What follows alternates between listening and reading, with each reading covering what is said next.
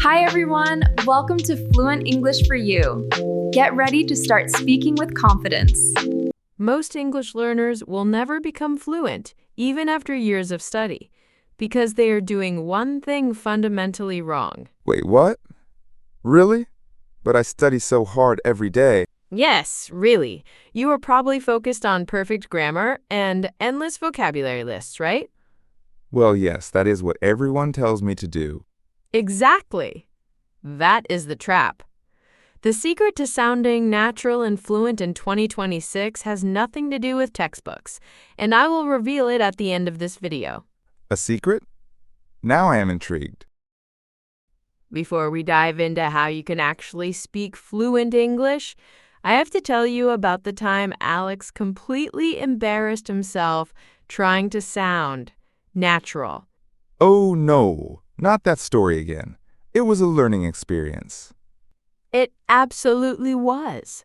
Type yes in the comments if you have ever felt embarrassed speaking English. Yes, everyone has. Mine was just particularly memorable.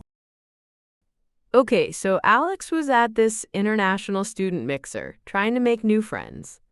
I was. It was a big deal. I had practiced my introductions all week. And he saw this group of native speakers laughing and having a good time. They looked so cool and comfortable. I wanted to join in. So what did you do, Alex? I overheard one of them say something about a cold shoulder. I thought, aha, an idiom. I know this one. He thought he had cracked the code to sounding like a native speaker. I did. I wanted to show them I was not just a beginner. I wanted to connect. And how did you try to use it? I waited for a natural pause. Then I confidently said, "Oh yes, I often get a cold shoulder when I do not wear my winter coat." Silence. Crickets. Everyone just stared at him. It was so quiet you could hear a pin drop. My face went so red. They did not know what to say. They were confused, not impressed. I thought, cold shoulder literally meant feeling cold on your shoulder. Like needing a warm jacket. It means to be intentionally unfriendly to someone, to ignore them. I know that now, but at the time, I was so focused on using a smart phrase. And the irony is, by trying to be smart, you accidentally created the very thing the idiom describes. They gave you the cold shoulder because they were so confused. It was truly mortifying. I just wanted to disappear. I left shortly after. That is a perfect example of why memorizing idioms out of context does not make you fluent. It made me feel like I would never truly get English. But you did get it. You learned an important lesson that day. I did learn. Context is everything. And maybe do not try to be too clever. Exactly. Fluency is not about showing off. It is about clear, natural communication. So what should I have done? Instead of trying to be a walking dictionary. You should have focused on natural conversational patterns, like the 3 phrases we are going to learn today. Okay, I am ready. No more cold shoulders for me, literally or figuratively. That story, while hilarious now, highlights a critical point. Fluency is not about perfect grammar or complex idioms. It is not? Then what is it about? It is about using natural, everyday phrases that native speakers use automatically. Let us learn 3 powerful ones right now. I am ready for some real fluency tools. Our first phrase is, you know. This is a little magic word that makes your speech sound smooth and connected. But Melissa, is it not bad grammar to say, too much? Not when used correctly. It bridges ideas, checks understanding, or simply fills a small pause naturally. It is a natural conversational flow tool. So it is like a little verbal glue? Exactly. It shows you are thinking and inviting the other person to follow your thought. This movie was really exciting, I did not expect that ending. Repeat this sentence out loud with me now, focusing on the natural rhythm.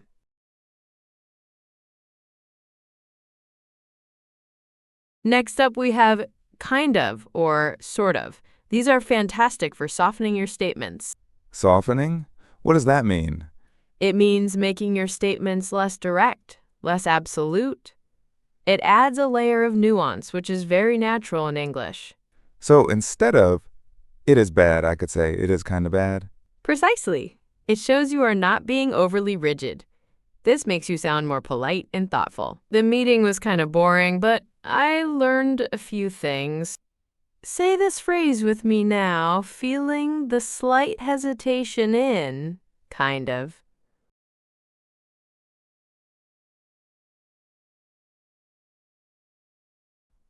Our third phrase is, to be honest. This is excellent for expressing your genuine opinion or introducing a slight confession. So it is like saying, frankly. Similar, but to be honest, is much more common and friendly. It builds trust in a conversation. I see. It makes your opinion sound more sincere.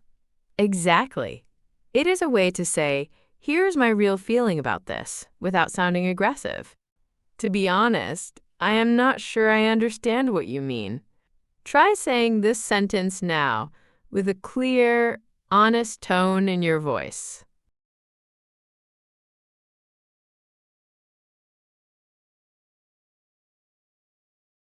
All right, you have learned 3 super useful phrases.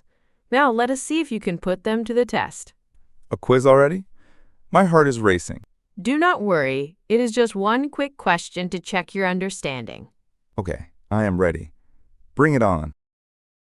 Look at the screen, choose your answer, and I will reveal the correct one in a moment. Which phrase would you use to express a slightly uncertain opinion? Option A, you know. Option B, kind of. Option C, to be honest.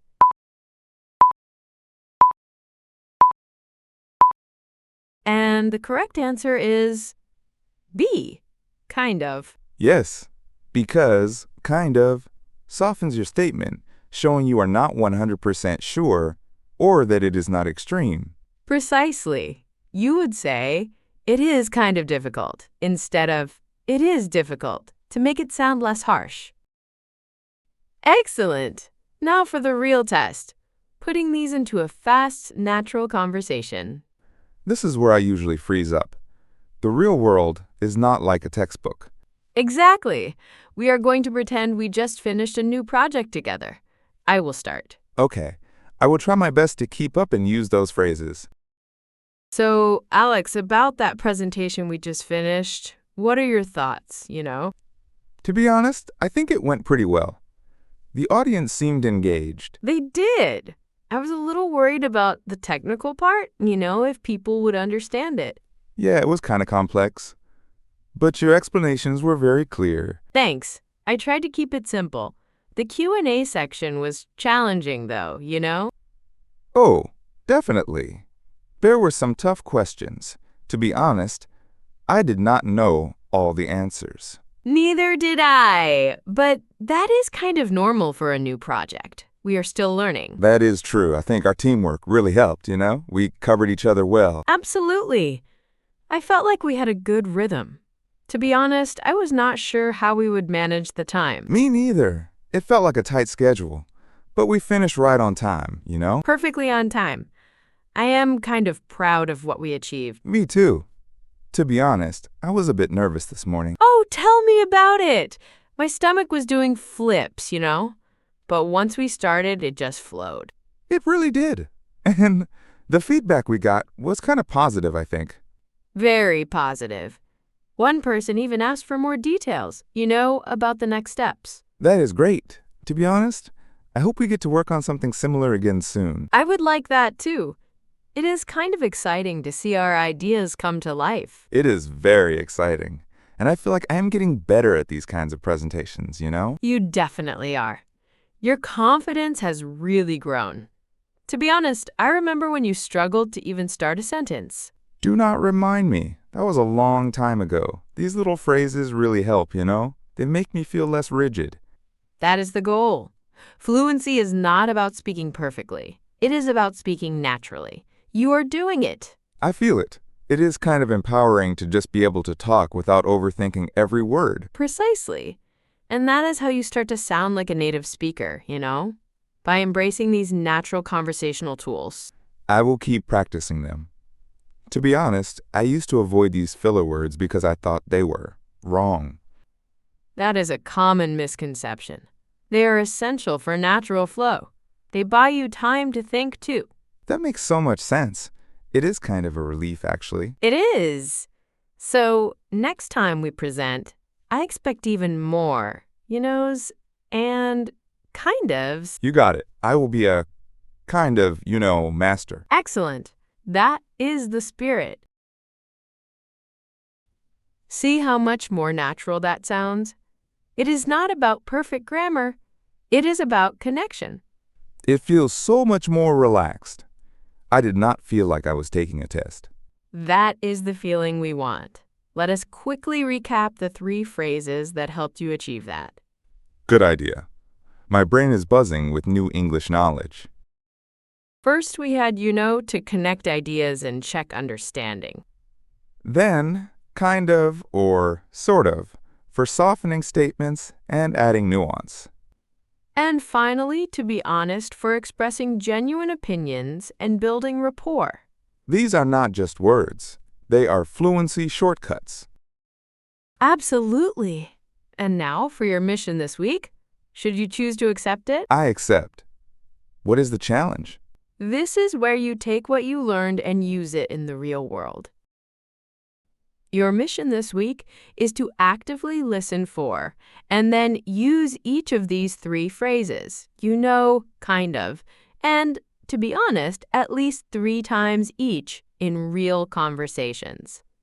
Do not just study them, use them, and then come back and tell us in the comments which phrase felt most natural for you.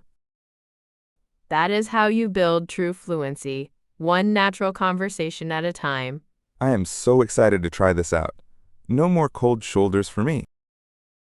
And for that open loop I mentioned at the beginning, the big secret to sounding natural and fluent in 2026? It is not about perfect grammar, it is about understanding and using conversational patterns and flow.